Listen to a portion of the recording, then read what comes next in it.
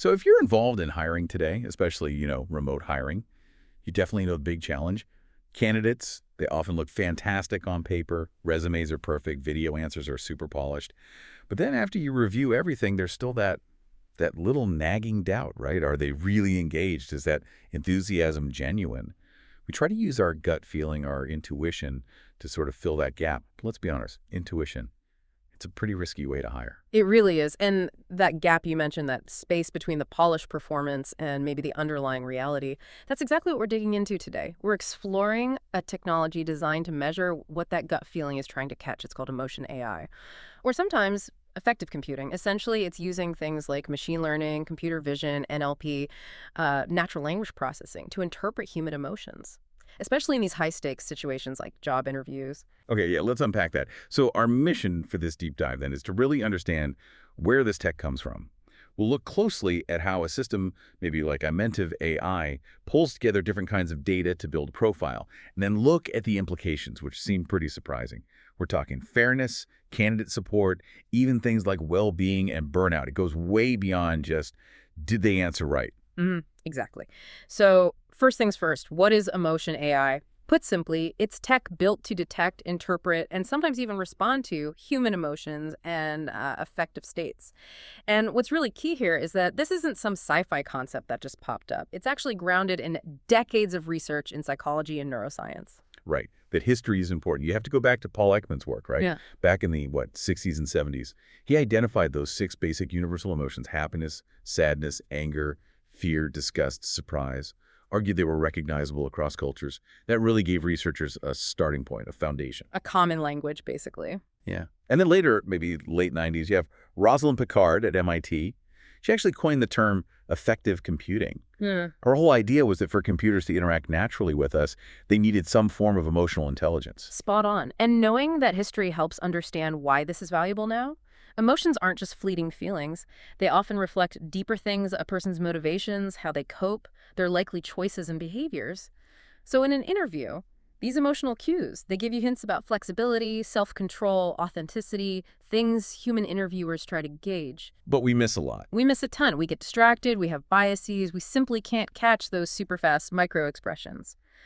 Emotion AI aims to turn those invisible signals into actual usable data. Okay, so intuition is flawed. We get that. We hear what we expect to hear sometimes.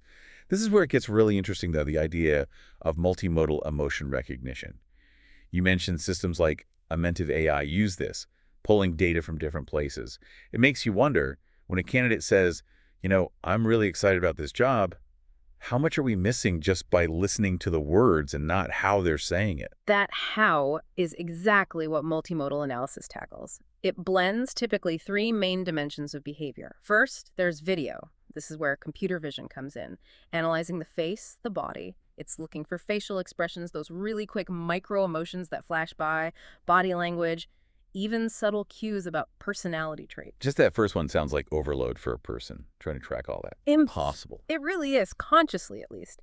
Then second, you have audio analysis. Now this ignores the actual words for a second. It focuses just on the sound, vocal tone, pitch, how fast they're speaking, hesitations, vocal strains, basically capturing the emotional texture of their voice. Okay, video, audio. And the third is text, right? Analyzing what they actually said. Correct. That's where NLP, natural language processing, shines. It looks at sentiment, the emotional richness of their vocabulary. Are they using nuanced emotional words or just basic ones? It also looks for patterns in language that might suggest confidence or stress or a certain mindset. But the real power isn't in just one of these. It's how they interact. How so? Well, imagine the text says something positive, like, I handle pressure well. But the audio analysis shows a really high-pitch, fast speaking rate, maybe some vocal tremor.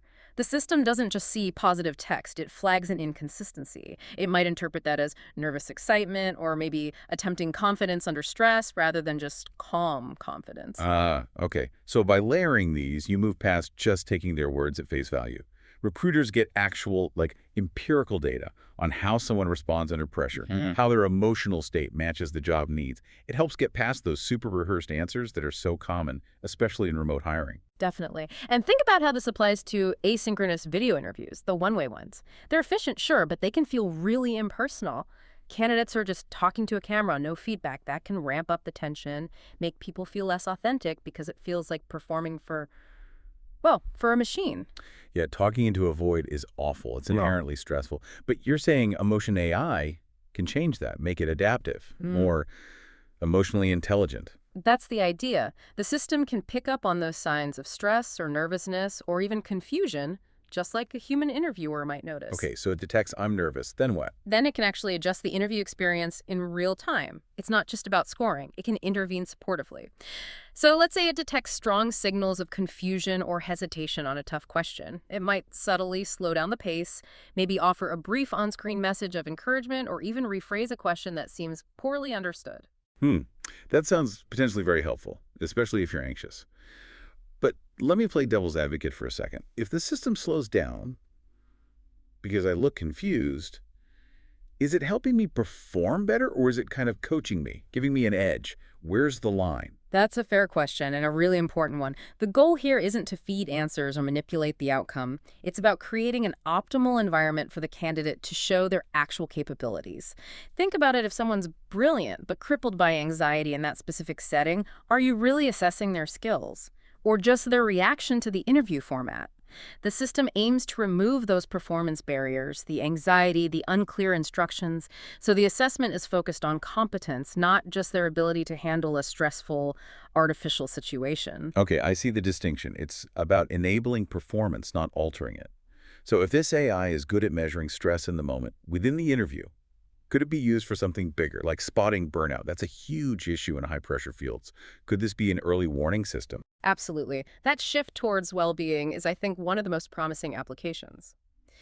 Detecting burnout is really about identifying signs of chronic emotional exhaustion. The AI can be trained to look beyond momentary stress spikes. It analyzes patterns across video, audio, and text for deeper, more persistent emotional states. Things like underlying sadness, maybe contempt, prolonged disappointment, emotions often masked by a professional front.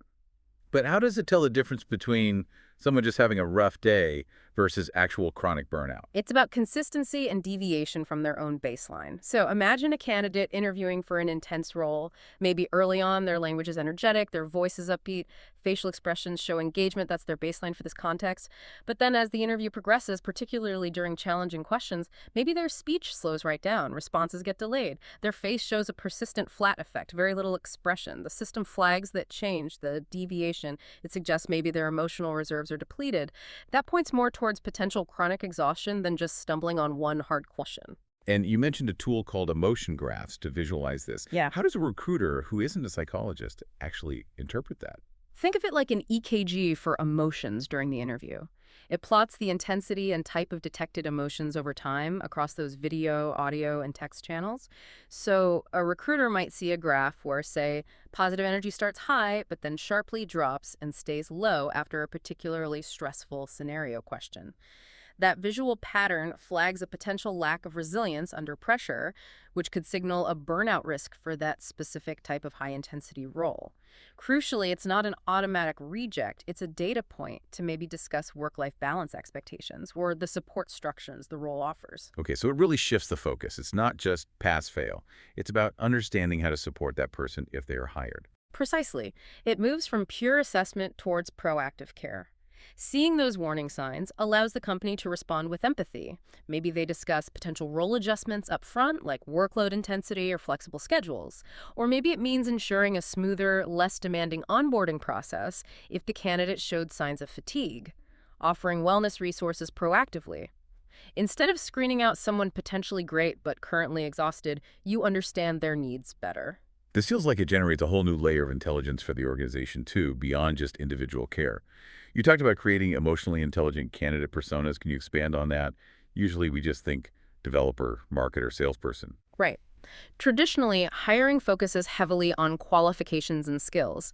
This adds an emotional dimension to that persona. So instead of just hiring a senior software engineer, the insights might help profile them as, say, a highly resilient problem solver because they showed minimal negative emotion under simulated pressure.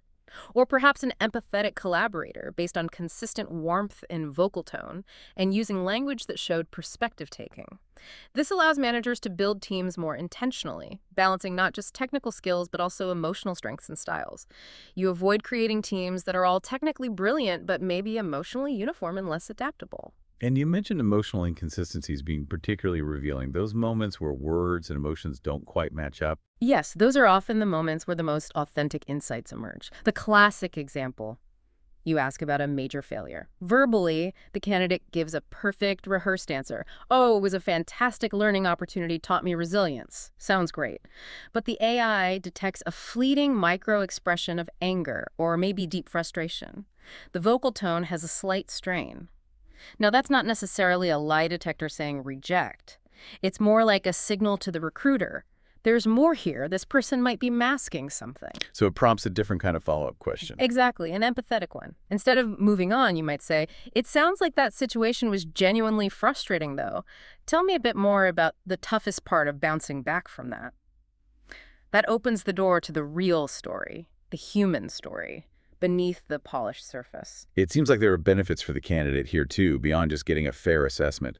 Could this tech act as a kind of mirror to help candidates understand their own emotional delivery? Absolutely. Imagine getting a brief, constructive post-interview report. Not a score, but maybe insights like, appeared highly competent, though vocal tones sometimes came across as slightly anxious, or showed strong composure, potential to increase expressed enthusiasm. This kind of objective feedback is gold dust for candidates. It's what everyone wants. How did I really come across? But almost never gets. It helps them build self-awareness for future interviews, presentations, any professional interaction. That feedback loop is huge. And think about diversity, equity, and inclusion DEI. If this tech is used ethically, the aggregated, anonymized data can be powerful. If the data consistently shows, for example, that candidates from a specific underrepresented group exhibit significantly higher stress markers during a certain part of the interview, that doesn't automatically mean the candidates are less capable. It strongly suggests there might be bias in the process itself. Maybe the questions are culturally insensitive, maybe the format disadvantages them. The data forces the company to examine and potentially redesign its own practices to be more equitable. And this value doesn't stop once an offer is made, right? These insights carry over into the actual job. Definitely. The emotional profile gathered during hiring provides ongoing value. Say someone came across as highly anxious during the interview process. That information helps the onboarding team. They now know this person might benefit from a gentler, more structured integration, maybe more check-ins, rather than just being thrown in the deep end. Proactive support from day one. Yes, and it continues. Maybe during intensive training, the system, if used for internal development feedback, picks up early signs of frustration or overwhelm.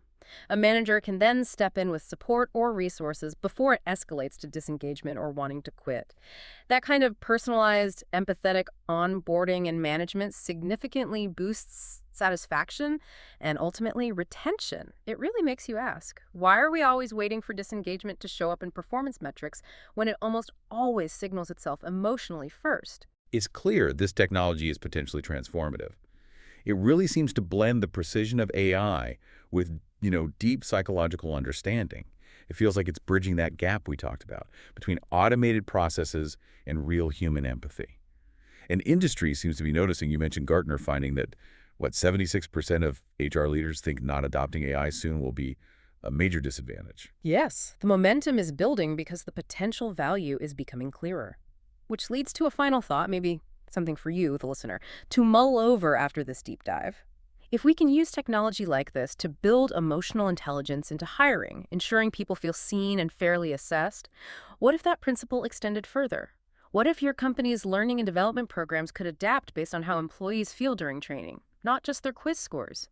What if genuine emotional understanding became the baseline, the standard for all our professional interactions? That's a powerful vision for the future of work. Much more personalized, much more intelligent, maybe much more human, ironically. Thank you for joining us for this deep dive. We'll get you next time.